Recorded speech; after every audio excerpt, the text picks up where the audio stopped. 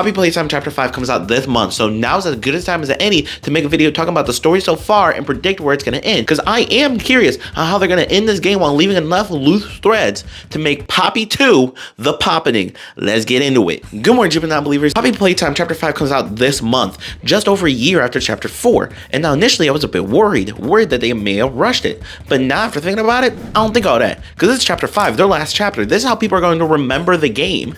So I really do hope and really do believe they put in the time and effort to make sure this game is good from a gameplay standpoint and a lore standpoint, so they get into that lore actually. You see, this starts all the way back in 1930 with Elliot Ludwig. He's kind of the Walt Disney of this world. If instead of cartoons, he made toys. Well, only toys, I should say. But unlike Disney, Elliot wasn't successful yet. It took him time to build success.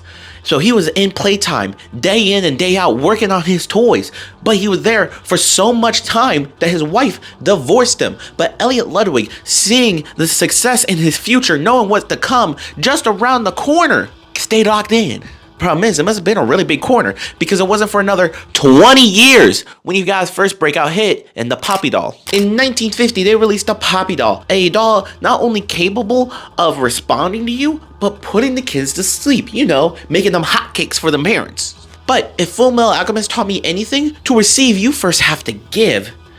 So not long after this happened, Elliot Ludwig's daughter dies. Now, his daughter was probably adopted, because as you know, he divorced his wife 20 years prior, so they probably didn't have kids since then, and because of his actions in the future, she's probably adopted, alright? Pretty much confirmed, but not really, but pretty much adopted. Now Elliot, not being able to cope with the loss of his daughter, he puts his daughter's remains in the Poppy doll, because that's what any good parent does. But it works. The Poppy doll comes to life. His daughter is back. He has his daughter back. I want to make a slight pause right here, because of some developments here recently, this could be incorrect in the timeline. Poppy becoming sentient and his daughter coming back could happen later in the timeline. When I wrote the script, I was still pretty confident it was right here, but since then, for things I'm going to mention later in the video, this could change. But for right now, we're going to keep it right here. Back to your originally scheduled programming. Not long after this, seeing the kind of innovation that was possible, Elliot creates the Young Geniuses program, a program meant to nurture the next generation of scientists. There's one person in particular, though, we have to mention about this program, Harley Sawyer. Harley Sawyer is the smartest person in the entire program, and they outright say it. The problem is, not only is he a dork, not only is he a geek, he's a whole nerdy prude. If I had to describe Harley Sawyer, he's like Sheldon from the Big Bang Theory if the plot didn't bend over backward to somehow make him a good guy. Oh, and while you're here, make sure to like and subscribe, because you know, for some reason, Elliot saw himself in Harley and felt like he could mold this boy to be the next generation of Playtime Co. But Harley was so clearly evil and stuck in his ways that he couldn't turn over a new leaf. So he gets fired for it. Remember, he got fired for just being a little bit too evil. Remember that. Not too long after that, in 1970, Elliot Ludwig makes the on-site orphanage. He promotes that his employees do what he does and adopt these children, because having a bunch of kids in this place could not possibly go wrong. 1990, it all goes wrong. While Harley was gone, they kept up with their experiments, trying to find a way to make this work, to recreate Poppy, or maybe to create Poppy. We'll get into it later. Don't even worry about a twin. And they create experiment 1006, better known as the prototype. See, despite making toys like the Poppy doll and Huggy Wuggy, they only had the 2 hits. They couldn't keep business going. And if that wasn't bad enough, things got even worse when their newest doll, Catnap, a part of the Smiling Critters line, meant to mimic the Poppy's doll ability of putting kids to sleep, gave kids night terrors. It got so bad, Playtime had to recall all the Catnap dolls. So they were losing so much money, they decided they needed help. They needed help from the smartest person they know. They invite Harley Sawyer back to the factory, thinking that the years would have seasoned him, made him better. No, Harley came back. Saw what had been happening while he was gone and was like, you know what? I can work with this. How about this? We try to recreate the Poppy doll. This way we can make toys that will work for free, and we'll use the orphanage on site as test experiments. The nigga that they fired for being too evil, being too unlikable, came back, and his solution was, hey, what if we made child slave labor? And they agreed to it. Now, in their defense, what Harley was promising wasn't just free labor. If they were able to figure out how to put people's consciousness in toys' body, that would effectively make them immortal, immune to growing old and dying. That's how he sold it to them. Now, Harley starts cooking in the worst way possible. He starts making the toys, the bigger bodies. He starts the bigger bodies initiative, something that we all should be familiar with. He made the toys bigger so they're easier to put children inside. Straight up taking notes from Afton at this point. His first successful experiment was 1160 Boxy Boo. But he didn't stop there. 1166 Yarnaby, 1170 Huggy Wuggy, 1188 Catnap, 1222 Mommy Longlegs, 1332 Doughy, and some others that I didn't mention or we've yet to see.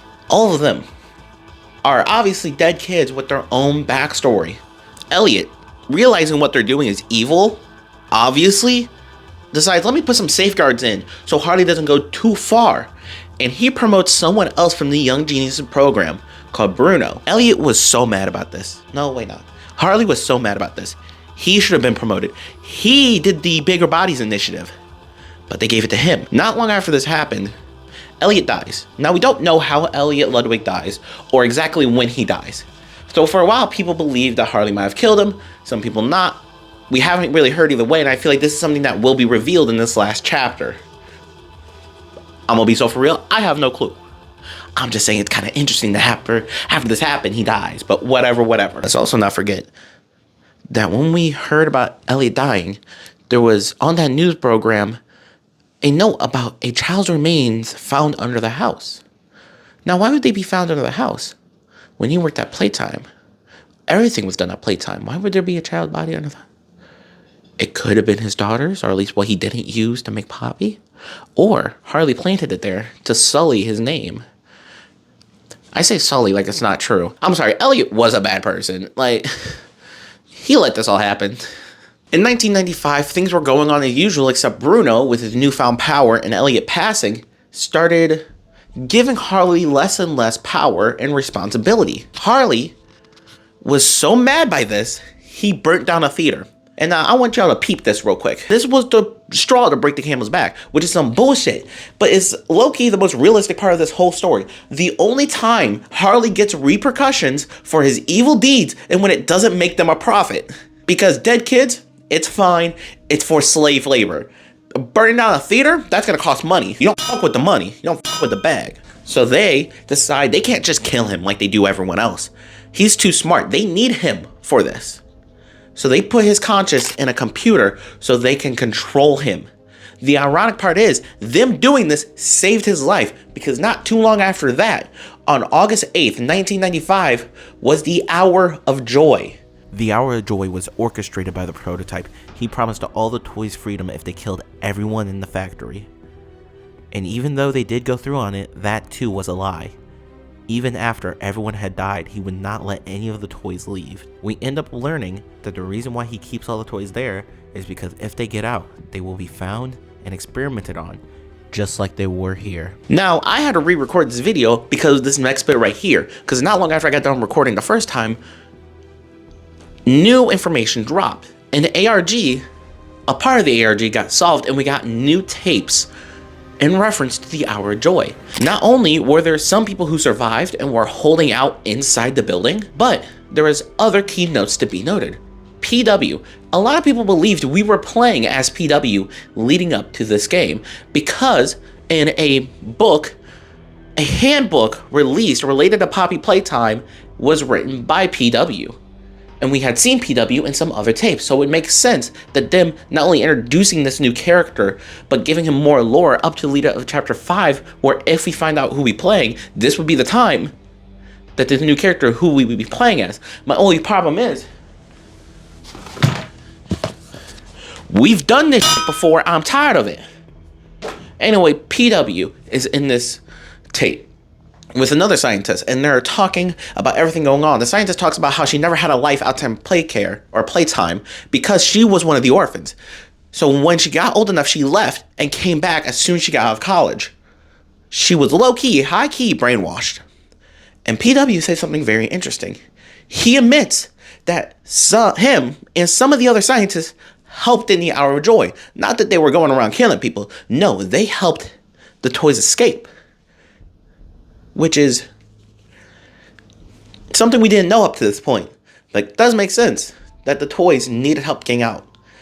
Now, with the way he's describing it, he didn't know all this was going to happen. Is it still his fault, Loki? Yeah, but whatever. They're arguing cause probably a huggy dog, as we see by his arm, get into the room and find them. They go running. We don't hear Jessica again, probably dead. PW runs down some stairs and runs into a toy. Now, this toy that he runs into, based off of the hand that we do see, we don't really get to see his face for real, but the hand that we do see looks like the doll from the other part of an ARG that they've been hiding that we will see in Chapter 5. Okay, I'm editing this right now, but I have to jump in because while editing this, they released the final video of the ARG. And in this video, we get to see not only did Jessica survive, but she's looking for PW. She's looking through some rooms, some halls, and you can even see that the Braun toy is on the ground, dead, the one that she worked on. You see her encounter what probably is catnap and slowly back out of the room. But as she passes by some stairs, she gets jumped. She sprints for it, slips on some blood, and we realize she was being chased by the prototype. The prototype talks about how Jessica was never nice to her. He also says that before encountering her, he encountered Preston, PW. He said Preston was always nice to him. Jessica never was. And he kills Jessica. We then see the prototype walk into a room. He's talking about how Preston was there for him when he needed him. And now he can be here for Preston forever. As he sets down a toy, you can see the eyes moving. It's Preston. The toy is Preston. He turned Preston into a toy. Not only that, when he said, "You were there for me when I needed you," I think this is them implying that Preston is the one who let out the prototype specifically. And that's why we've been following him. Because the game that actually we play, because all this is before the game actually starts. This is the build-up. When you boot up Poppy Playtime Chapter 1, A Tight Squeeze, that takes place in 2005, 10 years after the Hour of Joy. Our player character gets a letter saying that they're survivors. Our player character probably feels some sort of guilt because he knows they're survivors and is willing to go back despite knowing the horrors that await him. He goes in, finds Poppy. She gets kidnapped. We hear about the prototype, and yet we still keep going deeper. Yeah, the Chapter 3 one wasn't, entirely willing. We were going to leave, but even then, we get down there. And then we're like, okay, cool. We might as well help. We're here. We're in the neighborhood, what? We meet this kid named Ollie, who is so obviously the prototype, because there's no way a kid who's down here, because the only kids that were down here were the ones from the orphanage from 10 years ago. If there's a kid down here, he would be way older by now and not have that high a pitch of voice and sound like Gregory. No, this kid is the prototype, and guess what? He's the prototype, and because of that, he bombs all the friendly toys that were there, because guess what? Not all the toys were evil. Some of the toys were actually good and didn't want to kill. They wanted freedom. They wanted to leave, but the prototype kept them there. The prototype was so willing to keep them there that he blew them all up, making Dowie turn against us and blame us for their death, making us have to kill Dowie, and I'm still upset about it because he was my favorite character. I'm sorry. I'm sorry. I'm sorry, I just get emotional sometimes. Now we're at Chapter 5. Poppy ran off, Kissy's somewhere, we're down in the labs while the poppy flowers, and supposedly the children are being kept down there by cryostasis. Probably, I think it's a lie, but whatever. We're facing down Huggy, who has been repaired, probably by the prototype, honestly. And that's where Chapter 5 is going to pick up. Now, we do have some other information.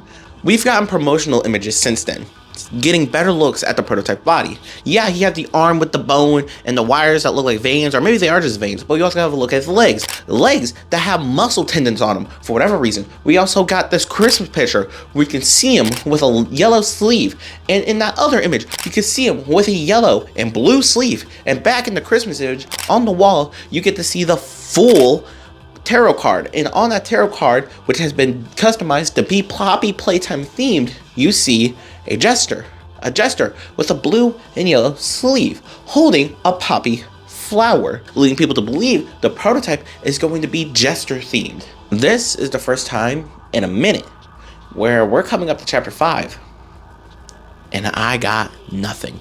We're coming up to a game, and I genuinely don't fully know what's about to happen. So I'm ready to see where this game goes. All right, listen, I'll be back when the game actually releases and tell my thoughts, my opinions, and my theories. But until then, good night.